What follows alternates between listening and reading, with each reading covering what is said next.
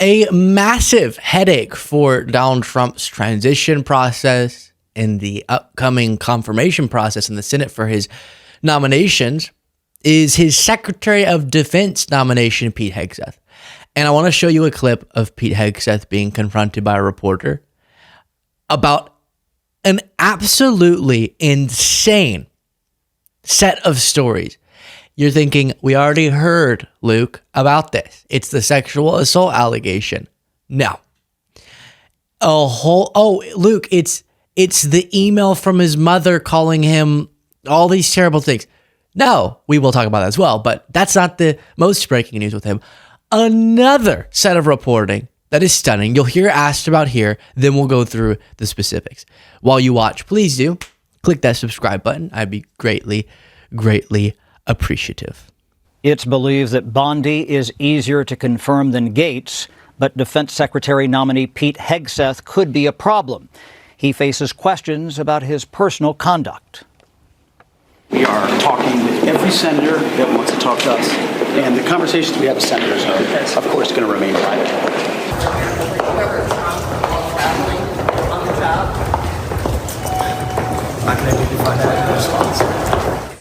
Hegseth met with Tommy Tuberville of Alabama.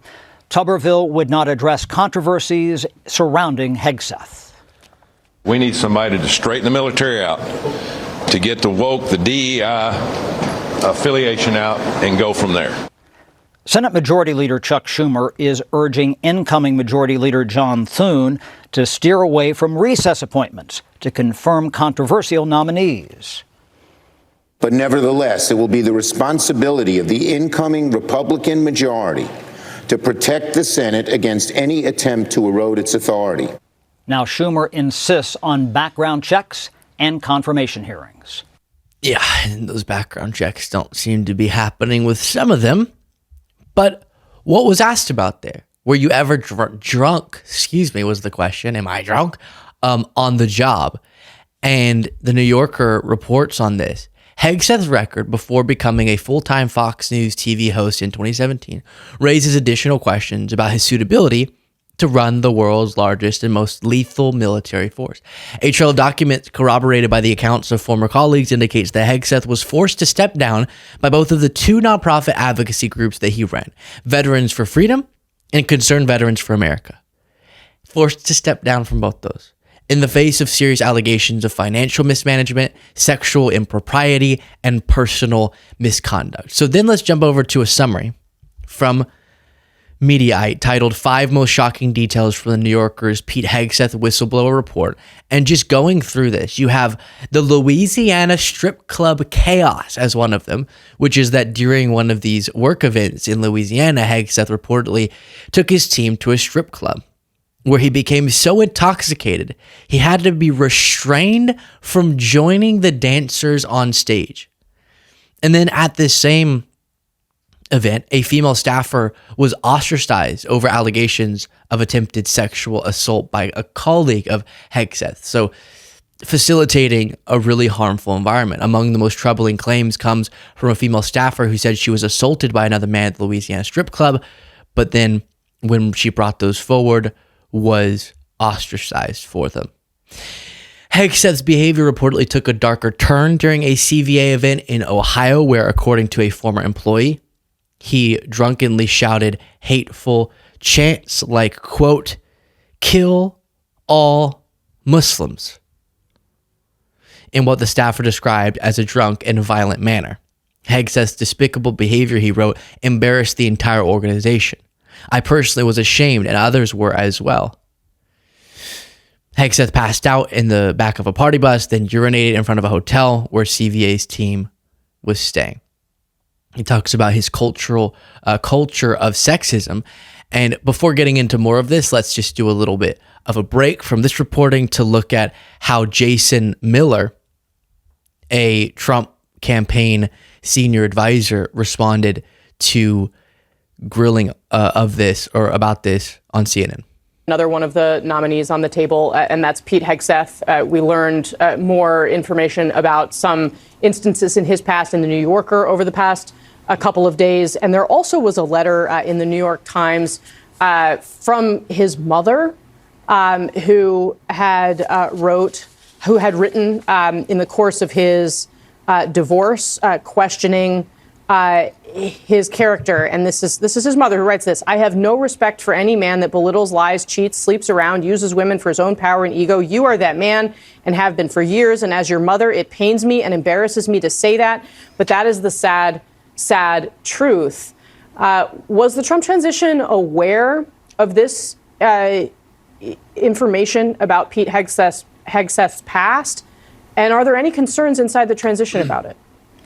Well, so when it comes to Pete Hegseth, there aren't any concerns, and we feel very good about his positioning for being confirmed by the Senate. Now, Imagine your soul just slipping out of your body as you're going, we have absolutely no concerns about Pete Hegseth, and we think he is the exact right person for the job.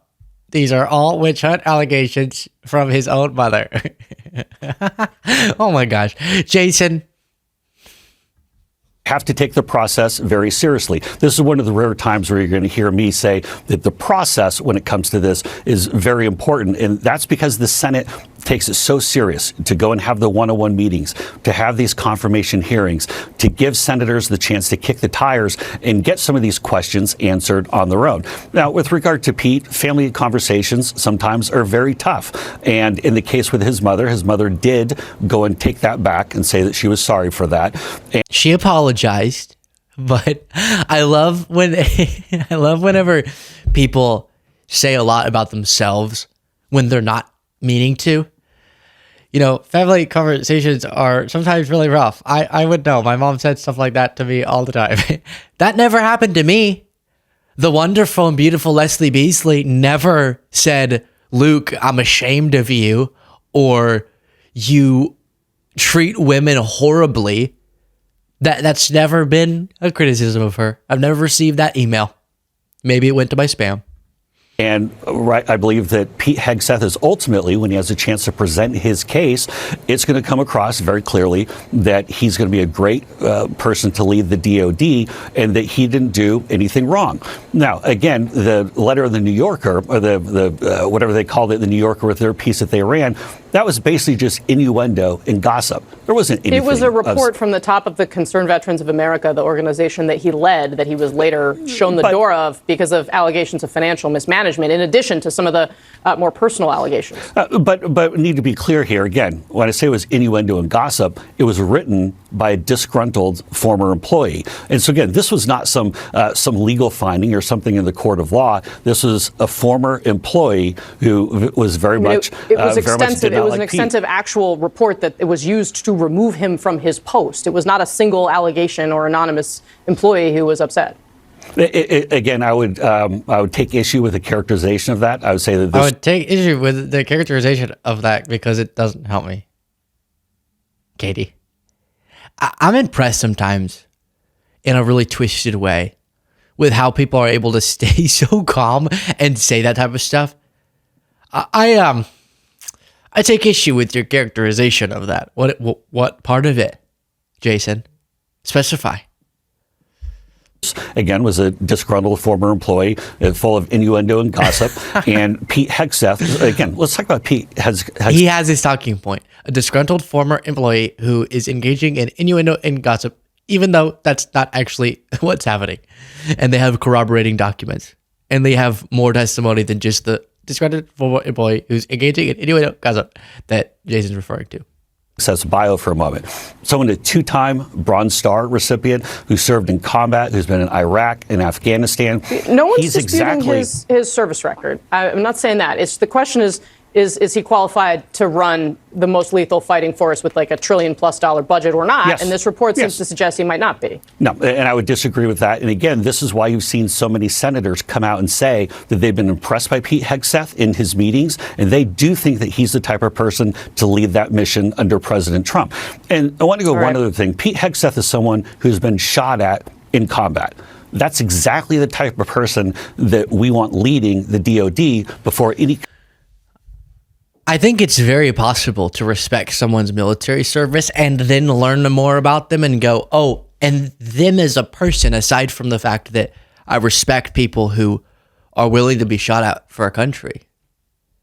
I don't respect someone who has done the things that this man has done. The report also says, as we continue through this, then we'll get to his mom's email, that Hegseth, who was married at the time, and other members of his management team sexually pursued the organization's female staffers, whom they divided into two groups, the party girls and the not party girls. Nice. Donor funds used for partying and hookups. Hegseth is accused of treating CVA's finances as a personal expense account when it was supposed to be for veterans, and funding lavish parties and excursions. As we go through these things too, I don't think they even try to argue this anymore, but remember that all of their judgmental tone about anyone whose lifestyle they disagree with is justified according to them. Because we're the party of family values, baby. We have the high moral standing. We hold ourselves to a moral standard that lets us tell you how to live your life. And then they just can't seem to pick people who live up to the lowest of party of family values standards. Trump being the top of that, liable of sexual abuse. And then the quotes from his mother, who did apologize for this. It doesn't take away that she wrote this to him. You're an abuser of women. That's the ugly truth, and I have no respect for any man that belittles, lies, cheats, sleeps around, and uses women for his own power and ego. You are that man and have been for years. And as your mother, it pains me and embarrasses me to say that, but it's the sad, sad truth. This is something the New York Times obtained. She accused her son of dishonesty, sleeping around, betrayal, debasing, belittling, and said that he needed to be called out. Don't you dare run to her and cry foul that we shared with us. That's what babies do. It's time for someone, I wish it was a strong man, to stand up to your abusive behavior and call it out, especially against women. We still love you, but we are broken by your behavior and lack of character. I don't want to write emails like this and never thought I would. If it damages our relationship further, then so be it. But at least I have said my piece. Financial mismanagement. His mom thinks he has low character. Sexual abuse allegation that is disturbing and credible. And the reasons that he had to leave those nonprofits. All of it is portraying someone that maybe, just maybe, shouldn't be at the top of the most powerful military on the planet. Let me know your thoughts in the comments. Do you disagree? Are you thinking this is the guy? Actually, don't comment if you think that. No, you can. And then click the subscribe button and the join button, I meant to say, to get the bonus show, which supports the work that we do.